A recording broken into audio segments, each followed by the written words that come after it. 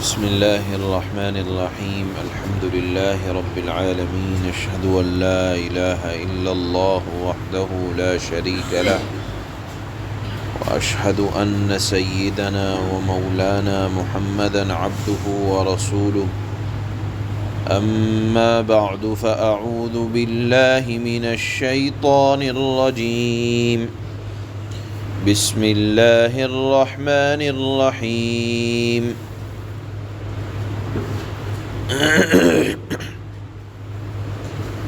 ألهاكم التكاثر حتى زرتم المقابر كلا سوف تعلمون ثم كلا سوف تعلمون كلا لو تعلمون علم اليقين لترون الجحيم ثم لترونها عين اليقين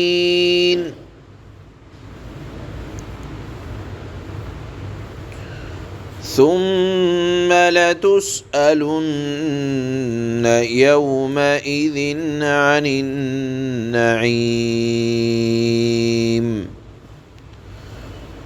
صدق الله مولانا العلي العظيم۔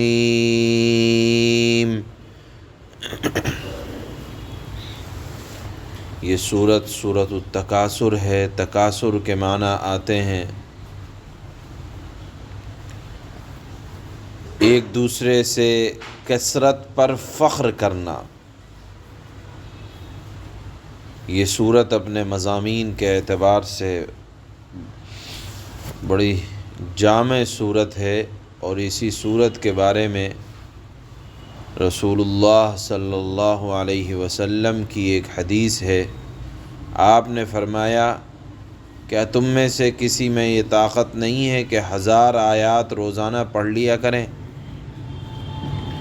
صحابہ نے عرض کیا کہ 1000 آیات روزانہ کون پڑھ سکتا ہے؟ فرمایا کہ تم میں سے کوئی روز الہاکم التکاثر بھی نہیں پڑھ سکتا؟ تو معلوم ہوا کہ یہ تنہا اکیلی ایک سورت تلاوت گویا کہ 1000 آیت کی تلاوت کے برابر ہے۔ یہ ایک تنہا سورت، اس کے فضائل میں یہ بات آتی ہے۔ اس سورت کا شان نزول کیا ہے، کس مقصد کے تحت یہ سورت نازل ہوئی؟ تو حضرت شاہ عبدالعزیز صاحب محدث دہلوی مفسر قرآن فرماتے ہیں کہ قریش کے قبائل میں 2 قبیلے تھے۔ ایک کا نام تھا بنی عبد مناف اور ایک قبیلے کا نام تھا بنی سہم۔ ہر قبیلے نے یہ کہا کہ ہم میں سردار اور عزت مند آدمی تم سے زیادہ ہیں اور ہماری تعداد تم سے زیادہ ہے۔ جب بنی عبد مناف کے لوگوں کو شمار کیا گیا تو وہ زیادہ نکلے۔ پھر کہنے لگے بنی سہم والے کہ ہم اپنے مردوں کو شمار کریں گے، چنانچہ قبرستان میں چلے گئے۔ جا کر مردوں کو شمار کیا تو بنی سہم کی تعداد بڑھ گئی، کیونکہ زمانہ جاہلیت میں بنی سہم کی تعداد زیادہ تھی۔ غرض اس بیہودہ تفاخر یعنی آپس میں فخر کرنا، مال و دولت پر، انسانی تعداد پر یا سرداری کو طلب کرنا اس بنیاد پر کہ ہم عزت والے ہیں، ہم تعداد میں زیادہ ہیں۔ اس بیہودہ تفاخر کی برائی پر یہ سورہ الہاکم التکاثر نازل ہوئی۔ اس میں اللہ نے متنبہ کیا کس بات پر کہ کثرت مال و دولت، جاہ و عزت، مرتبے پر ناز کرنا، فخر کرنا، یہ کوئی قابل فخر نئی چیز ہے۔ یہ الہاکم التکاثر، فخر کرنا تم کو غافل کیے رکھتا ہے، حتیٰ زرتم المقابر، یہاں تک کہ تم قبرستانوں میں جا پہنچتے ہو۔ اس صورت کا جو بنیادی مضمون ہے، اگر آپ غور کریں گے تو ہر اس شخص کے بارے میں درست ہو سکتا ہے جو دنیا کی طلب میں حیران و سرگرداں اسی دھن میں لگا ہوا ہے کہ دنیا کا ساز و سامان، عزت، وجاہت، مال و دولت زیادہ سے زیادہ حاصل کر لے۔ چنانچہ اسی لیے اللہ نے پہلا جملہ جو استعمال فرمایا، الہاکم التکاثر، تکاثر یعنی دنیاوی ساز و سامان پر فخر کرنا، یہ تم کو آخرت سے غافل بنائے ہوئے ہے۔ اتنا غافل کہ بڑھاپے تک آدمی پہنچ جاتا ہے اکٹھا کرتا کرتا، لیکن اس کی حرص، ہوس یہ باہر نہیں نکل پاتا ہے۔ اللہ نے فرمایا کہ اچانک موت تمہارے دروازے پر دستک دے بیٹھتی ہے، شب و روز دھن لگی ہوئی ہے، لیکن یہ نہیں دیکھتا کہ موت کا پنجہ جب آتا ہے اس سے کوئی بچ نہیں پاتا۔ اللہ نے فرمایا اسی ادھیڑ بن میں کہ میری عزت ہو جائے، مقام مل جائے، معاشرے میں مجھے اچھا سمجھا جانے لگے، دولت کے اعتبار سے، تعداد کے اعتبار سے، عزت و منصب کے اعتبار سے، چنانچہ اسی غفلت میں آدمی کو موت آ جاتی ہے۔ ایک حدیث میں آتا ہے کہ ایک صحابی حضرت عبداللہ ابن شخیر رضی اللہ تعالی عنہ اللہ کی خدمت، اللہ کے رسول کی خدمت میں پہنچے جب آپ یہ سورت تلاوت کر رہے تھے، الہاکم التکاثر۔ اس وقت اللہ کے نبی نے فرمایا کہ آدم کا بیٹا کہتا رہتا ہے میرا مال، میرا مال، حالانکہ تیرا مال تو صرف وہ ہے جو تو نے کھا کر ختم کر دیا، یا پہن کر پرانا کر دیا، یا خیرات کر دی، جس کو اللہ کے خزانے میں جمع کر دیا گیا۔ جس کو جمع کر دیا گیا وہ مال جاری رہنے والا ہے، جس کو پہن کر پرانا کر دیا وہ ختم ہو گیا، جو کھا کر ختم کر دیا وہ مال ختم ہو گیا۔ اس کے بعد اللہ نے فرمایا کلا سوف تعلمون ثم کلا سوف تعلمون، ہرگز نہیں، تم کو بہت جلد معلوم ہو جائے گا، پھر ہرگز نہیں، تم کو جلد معلوم ہو جائے گا۔ یعنی بار بار ایک ہی بات کو دہرایا گیا، کیوں کہ تمہارا یہ خیال صحیح نہیں ہے کہ مال و دولت یا مال و دولت پر تفاخر یا اولاد کی کثرت یا دنیاوی ساز و سامان کی بہتات یہ کام آ جانے والی چیزیں ہیں۔ یاد رکھو عن قریب مرتے ہی، قبر میں جاتے ہی تم کو معلوم ہو جائے گا کہ یہ سب فانی دنیا، ہرگز یا فانی دنیا کا ساز و سامان ہرگز فخر اور مباحات، ایک دوسرے پر بڑائی جتلانے کی چیز نہیں ہے۔ اللہ نے پھر فرمایا کہ قبر میں جانا اور پھر قبر سے نکلتے ہی حشر میں معلوم ہو جائے گا کہ آخرت ایک ایسی چیز نہیں ہے جس سے غفلت برتی جائے، اور تم کو بہت جلد معلوم ہو جائے گا کہ اصل زندگی، عیش کی زندگی وہ آخرت کی زندگی ہے۔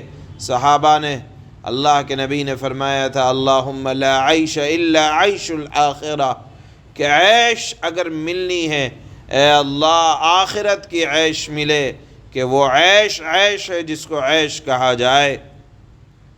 اور دنیا کی زندگی ایک خواب سے زیادہ نہیں ہے کہ یہ خواب کب ٹوٹ جائے، کب ادھورا رہ جائے کہا نہیں جا سکتا۔ اسی خواب میں آدمی دیکھتا دیکھتا قبر میں چلا جاتا ہے۔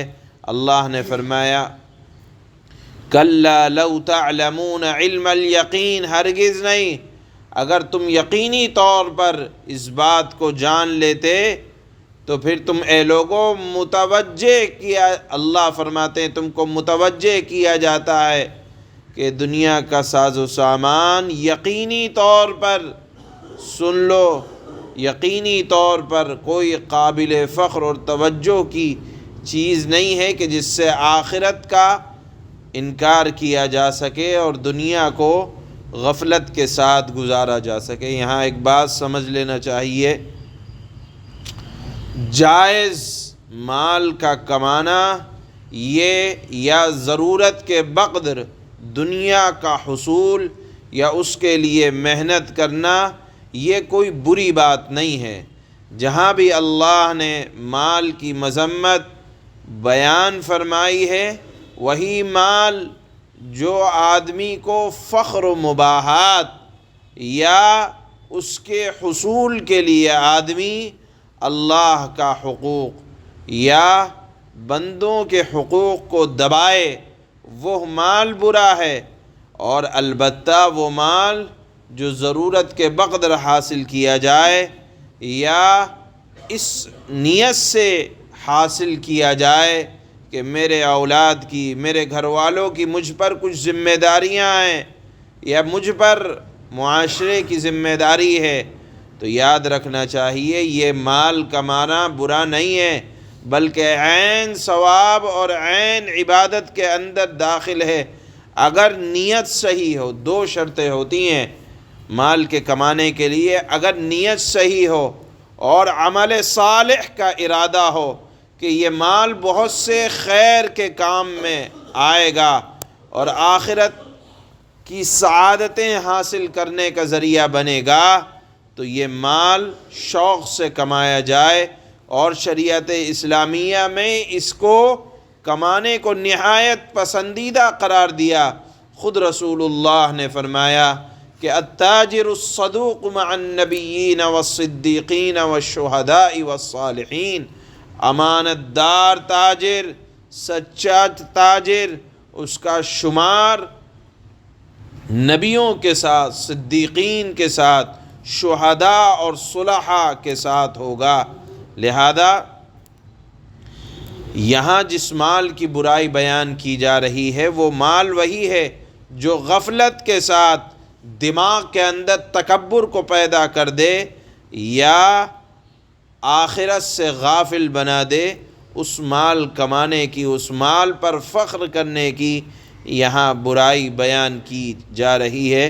پھر اخیر کی آیت میں اللہ نے فرمایا ثم لتسألن یومئذ عن النعیم، یاد رکھو اللہ قیامت کے دن تم سے ساری نعمتوں کا حساب لیں گے، پوچھ گچھ ہوگی۔ یعنی آج جن نعمتوں پر پھولے نہیں سما رہے ہو، جس کی حرص میں آپس میں فخر کر رہے ہو، اور جس مال نے آخرت سے غافل کر دیا، اللہ فرماتے ہیں کہ ان نعمتوں کے متعلق سوال کیا جائے گا، بلکہ صرف ان نعمتوں کے متعلق ہی نہیں بلکہ ظاہری جو نظر آتی ہیں اور باطنی یعنی جسمانی اور روحانی، اللہ نے صحت دی ہے، عافیت دی ہے، اولاد دی ہے، عزت دی ہے، ہر نعمت کے بارے میں پوچھا جائے گا۔ جب اللہ کے نبی صلی اللہ علیہ وسلم نے یہ آیت تلاوت کی ثم لتسألن یومئذ عن النعیم، کہ اللہ تم سے نعمتوں کے بارے میں پوچھیں گے، اور چونکہ یہ صورت مکے زمانے کی صورت ہے تو کسی نے سوال کیا کہ یا رسول اللہ کون سی نعمتیں ہمیں حاصل ہیں؟ ہم تو جو کی روٹی کھاتے ہیں وہ بھی آدھی، اور بھوک کبھی مل گئی کبھی نہیں ملی، کبھی پیٹ بھر کر نہیں ملی۔ تو اللہ تعالیٰ نے وحی بھیجی کہ اے رسول آپ فرمائیں کیا تم جوتا نہیں پہنتے جو گرمی کی تکلیف سے بچاتا ہے، ٹھنڈا پانی نہیں پیتے جو تمہیں تمہاری پیٹ کی گرمی کو بجھاتا ہے؟ یہ بھی تو اللہ کی نعمتوں میں سے ہیں۔ غرض یہ ہے کہ اللہ کی نعمتیں جتنی ہیں، جسمانی اعتبار سے جو ہمیں نظر آ رہی ہیں، روحانی اعتبار سے جو ہمیں نظر نہیں آ رہی، باطنی نعمتیں، اللہ تعالی ہر نعمت کے بارے میں سوال کرے گا۔ یہ اس سورت کے اخیر میں اللہ نے ایک آیت میں بیان فرمایا ہے۔ اس سورت کا خلاصہ یہ ہے کہ اس سورت میں ان لوگوں کی برائی بیان کی گئی ہے جو صرف دنیا کی زندگی کو اپنا مقصد اصلی سمجھ لیتے ہیں اور دنیا کا ایندھن جمع کرنے میں اتنے منہمک رہتے ہیں، اتنے پریشان رہتے ہیں کہ ایسا لگتا ہے کہ یہ سمجھتے ہیں کہ دنیا میں ہمیشہ رہنا ہے، لیکن اچانک موت آ جاتی ہے جس کی وجہ سے سارے منصوبے دھرے کے دھرے رہ جاتے ہیں اور بالآخر آدمی قبر کی گڑھے کی طرف پہنچ جاتا ہے۔ ان لوگوں کو اللہ نے متنبہ کیا کہ قیامت کے دن تمام اعمال کے بارے میں سوال ہوگا، اور یاد رکھ لینا چاہیے کہ اللہ تعالیٰ کے ہاں ایک ایک عمل ہمارا نوٹ ہو رہا ہے، لہذا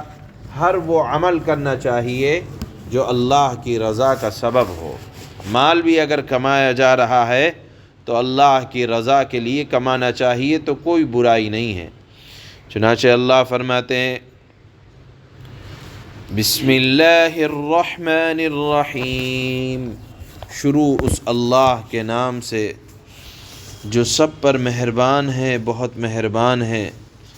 الہاکم التکاثر، ایک دوسرے سے بڑھ چڑھ کر دنیا کا عیش حاصل کرنے کی ہوس نے تمہیں غفلت میں ڈال رکھا ہے، یعنی آخرت کو بھولے پڑے ہو۔ حتی زرتم المقابر، یہاں تک کہ تم قبرستانوں میں پہنچ جاتے ہو لیکن منصوبے ادھورے رہ جاتے ہیں۔ کلا سوف تعلمون، ہرگز ایسا نہیں چاہیے، تمہیں عن قریب سب پتہ چل جائے گا کہ دنیا کی زندگی صرف ایک خواب یا غفلت یا دھوکے کا گھر ہے۔ ثم کلا سوف تعلمون، پھر سن لو، ہرگز ایسا نہیں چاہیے، تمہیں عن قریب سب پتہ چل جائے گا۔ کلا لو تعلمون علم الیقین لترون الجحیم ثم لترونها عین الیقین، ہرگز نہیں، اگر تم یقینی علم کے ساتھ یہ بات جانتے ہو تو ایسا نہ کرتے۔ یقین جانو تم دوزخ کو ضرور دیکھو گے، پھر یقین جانو کہ تم اسے بالکل یقین کے ساتھ دیکھ لو گے، یعنی جو فخر و مباحات کرتے ہیں وہ ضرور دیکھ لیں گے۔ ثم لتسألن يومئذ عن النعیم، پھر تم سے اس دن نعمتوں کے بارے میں پوچھا جائے گا کہ ان نعمتوں کا کیا حق ادا کیا۔ سبحان اللہ۔